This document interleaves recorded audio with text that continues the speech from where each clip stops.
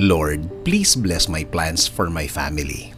Panginoon, maraming salamat sa laging pagbibigay ng mga araw na puno ng blessings. Salamat sa proteksyon mo na lagi kong kasama para sa akin at aking buong pamilya. Thanks always for your provision, your guidance and protection. Thank you also, God, for faithfulness and love for us, Lord. Panginoon, i-bless niyo po ang aking plano sa aking buhay at sa aking pamilya. Alam ko po na lagi niyo akong pinoproteksyonan kasama ng aking mga pangarap. Panginoon, hindi po ako isang perpektong tao at alam ko po na hindi rin perpekto ang aking plano.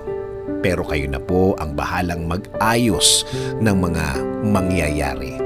Dahil naniniwala pa rin ako, Lord, na ikaw ang mas nakakaalam ng bukas. Alam ko po, Lord, na marami po akong dadaanan para matupad ang aking plano sa aking buhay. Pero alam ko po na bibigyan niyo po ako at ang aking plano sa buhay ng tamang direksyon.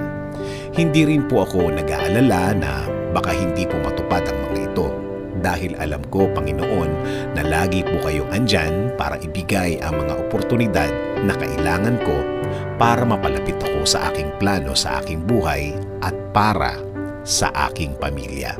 Alam ko po na ipapadala niyo rin sa way ko ang tamang tao para po makatulong sa aking plano, Panginoon. At ang mga taong ito ay gagabayan din ako sa aking mga gagawin. Lord, please clear my mind always so I can focus on the things that I need for my plan. Ilayo niyo po ako sa mga bagay na maglalayo sa akin sa magandang plano para sa aking buhay. Kaya Lord, I am submitting my plan to your plan. Alam ko po na kapag kayo ang nagplano, mas malinaw at mas makakabuti sa akin at sa aking pamilya. Lord, please keep me safe and my family always. Kayo na po ang bahala sa amin at sa aming mga bukas. Kayo na rin po ang bahala, Panginoon, sa aming bayan. Patuloy kaming magtitiwala at maniniwala sa inyong grasya, Panginoon. This is our prayer.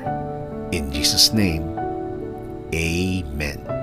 Sabi nga sa Proverbs 16:3, commit to the Lord whatever you do, and He will establish your plans.